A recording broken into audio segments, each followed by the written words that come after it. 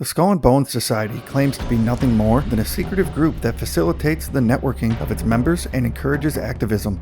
But some people believe this secret society, based at Yale University, is much more than meets the eye and has been involved in events that have shaped the world, most notably the assassination of President John F. Kennedy. You're listening to Truth vs. Tales, the podcast where we take a widely believed official story and examine whether it is in fact the truth or if it's a tale someone would like us to believe. Today's episode of Truth vs. Tales is on the Skull and Bones Society. If you have a story or topic you would like to hear in future episodes, send us an email at tylerstalespodcast@gmail.com. That's Tyler's, T-A-L-E-S, podcast@gmail.com. Now on to the episode. Welcome to Truth vs. Tales. I'm your host, Tyler. Today we'll be talking about the Skull and Bones Society. Before we get into any of the theories, we'll first examine the history and official story of the Skull and Bones Society. The Skull and Bones Society, also known as the Order, Order 322, and the Brotherhood of Death, was founded in 1832 when members of other senior societies on the campus of Yale University came together to create the now famous group. The co-founders of this new secret society were William Huntington Russell and Alphonso Taft. Remember those names, as they will come into play later in the episode. At the time of its creation, Skull and Bones, known informally as Bones, which is the name I will use often in this episode since obviously they are mentioned a lot, completed a secret society, Big Three, on the campus of Yale in New Haven, Connecticut. The other two members of this Big Three were Scroll and Key and Wolf's Head. As mentioned earlier, while most know Bones as a secret society, they call themselves a senior society, which means that each year, the senior members from the prior year select or tap 15 members from the junior class.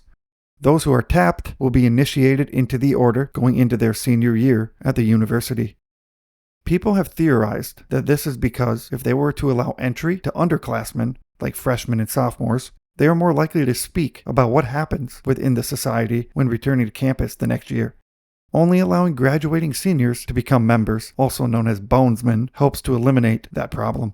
Up until the 20th century, bonesmen were exclusively heterosexual white males. Members and alumni debated for years whether or not they should keep it that way, but they finally tapped their first black member in 1965, and then in 1975 they tapped their first openly gay member. In 1992, Bones selected their first woman. However, the society has not publicly published full rosters of initiates since 1982, so we don't 100% know if the first woman was actually selected in 92.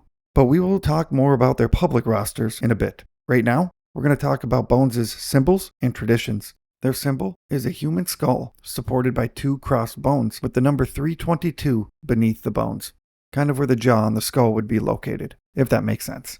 A letter between early society members that is currently in Yale's archives suggests that the number 322 is in reference to the year 322 BCE, and that members actually measured dates from this year instead of the Common Era like most of the world.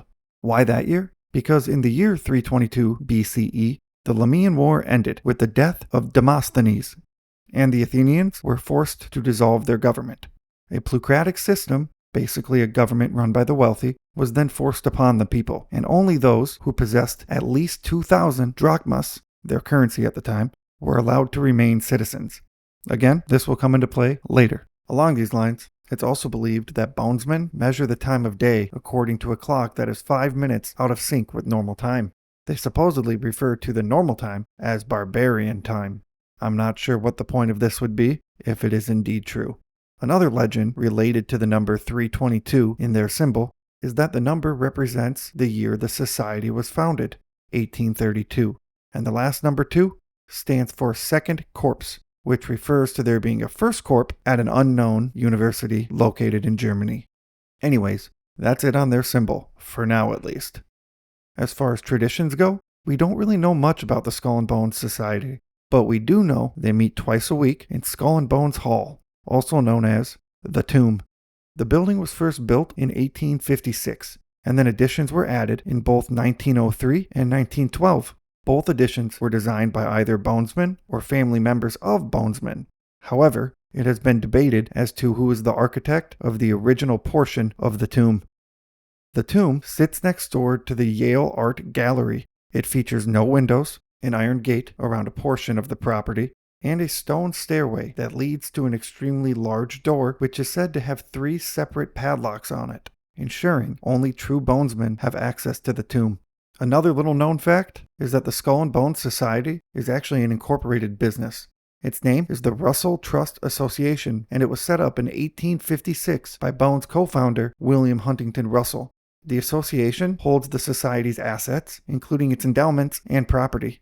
The property is the tomb as well as an island called Deer Island. The bonesmen go there so they can connect and socialize with each other as well as alumni. As recently as 2022, the Russell Trust Association had assets valued around $4 million and an endowment of $17 million. That is a lot of money for anyone, let alone a group as secretive as Bones. Another known tradition of bonesmen is what they call crooking. It involves them stealing keepsakes from other Yale senior societies or campus buildings. It is also said that bonesmen strive to outdo each other's crooks. We will come back to crooking later in this episode. Now that we have talked about the history, symbolism, and traditions of Skull and Bones, let's chat about some of its members, or bonesmen. As I noted earlier, they have not publicly released a roster of its members since 1982. But we do know who was initiated into the order from its founding in 1832 up until 1982. Now, I'm not going to go through the entire list, but it's full of men that have gone on to become congressmen, senators, CIA agents and directors, banking tycoons, powerful lawyers, and even United States presidents. I'll name a dozen or so that stand out. For starters, we have our co-founders, William Huntington Russell, who went on to become a Connecticut state legislator, and Alphonso Taft, who became the U.S. Attorney General as well as the Secretary of War. And then we have William Maxwell Evarts, a descendant of Roger Sherman, who was a United States founding father and the only person to sign all 4 great state papers, which were the Continental Association, the Declaration of Independence, the Articles of Confederation, and the Constitution. We have Burton Norvell Harrison, who was the private secretary to Jefferson Davis during the Civil War. William Howard Taft, son of founder Alphonso Taft and the 27th President of the United States. Walter Camp, the father of American football. Henry and Horace Taft, brothers of William and sons of Alphonso.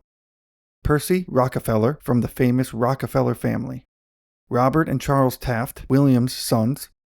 Prescott Bush, father of President George H.W. Bush and grandfather of President George W. Bush.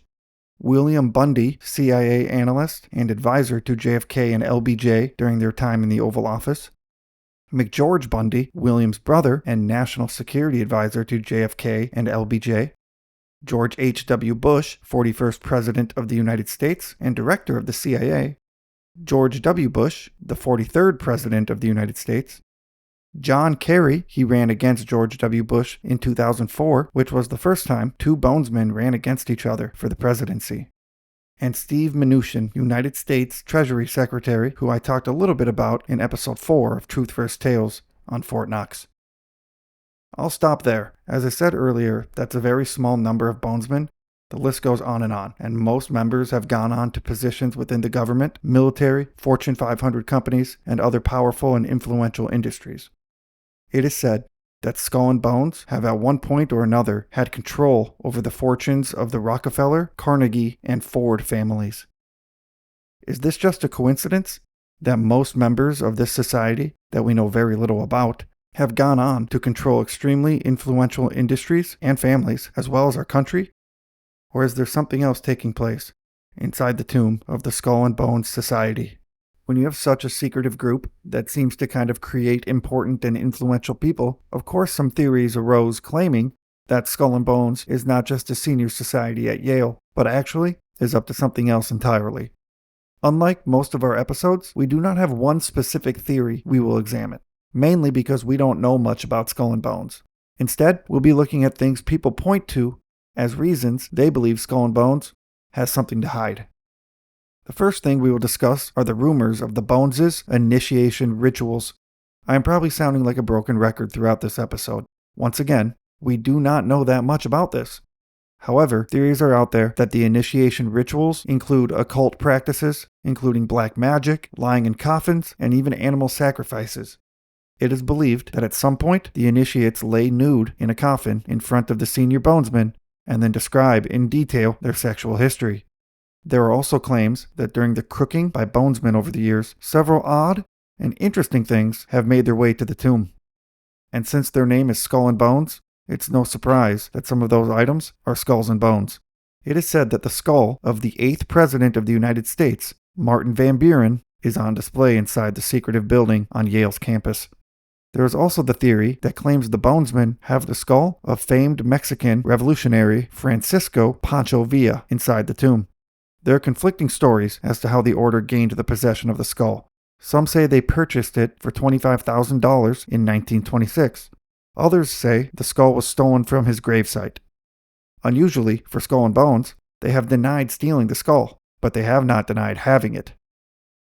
The last famous skull that is rumored to be on display in Skull and Bones Hall is that of Apache leader Geronimo. It is said that a group of bonesmen, led by none other than Prescott Bush, ventured into the woods one night in 1918 to find the gravesite of Geronimo. The story claims they found the location, and Bush proceeded to dig up the remains, steal the skull, and take it back to the tomb to display it for future generations of bonesmen to worship. Another item that is rumored to have been taken by the bonesmen is not a skull, but it's still odd. The rumor claims that bonesmen took the original gravestone of Yale's founder, Elihu Yale, and have it on display in a glass case inside the tomb.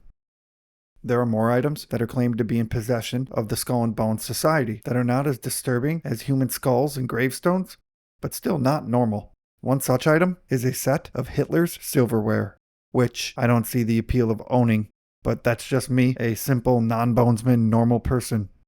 This next theory of Skull and Bones is connected to their symbol, and the theory claims that Skull and Bones is either a branch of the Illuminati or the Freemasons. The Freemason theory claims that the number 322 in Bones' symbol, remember that from earlier in the episode, is actually in reference to the Freemasonic Lodge of Virtue and Silence, number 322. That lodge was founded in 1911, 21 years before Skull and Bones. This could signal a connection between the two secret societies. Now let's talk about the Illuminati theory.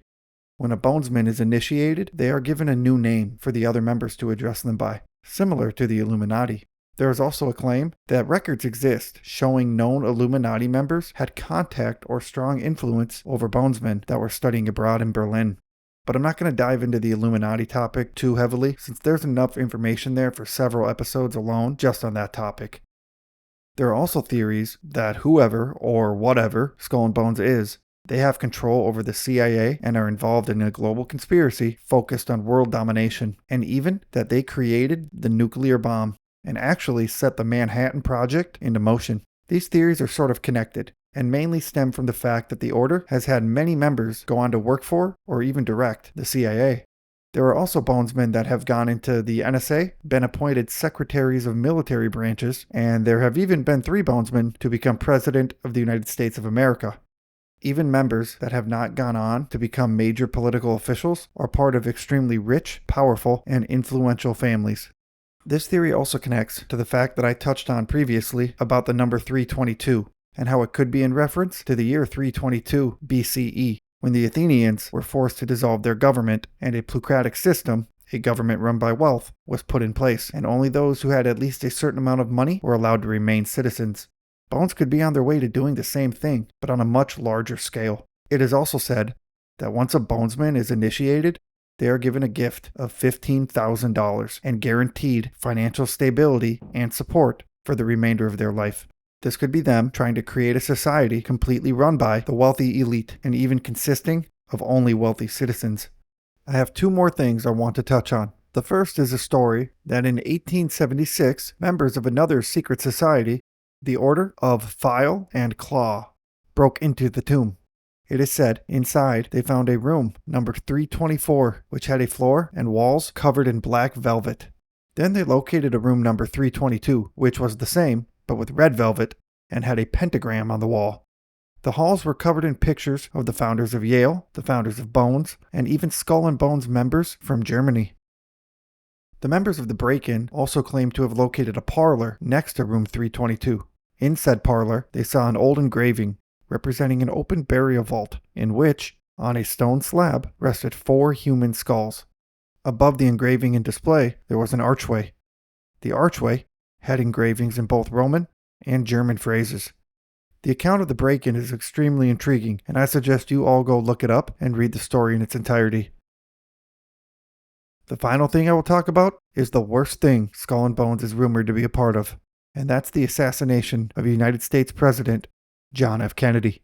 Much of this theory lies with the fact that in 1963, George H.W. Bush was the president of Zapata Offshore Oil Company, which was a job that had him going back and forth between Texas and Miami on a regular basis. Allegedly, during these trips, Bush used his time in Miami to identify and recruit Cuban nationals that would be happy to help assassinate President Kennedy. There are also audio tapes which have recordings of President Richard Nixon talking with his chief of staff about how to stop the FBI from investigating the CIA Watergate break-in, as he was worried it would expose their connection to quote-unquote the Bay of Pigs thing, which his chief of staff would later come out to claim was his code name for the JFK assassination. In these tapes, he refers to the Texans and the Cubans multiple times. It is believed that the Texans are the Bush family, and the Cubans are the recruits that helped carry out the assassination. If true, not only does this link the Bush family to the infamous assassination, but also another United States president, Richard Nixon. As I did with the Illuminati, I'm going to refrain from going down the rabbit hole on the JFK assassination theory, as I'm planning a multi-episode feature on that topic.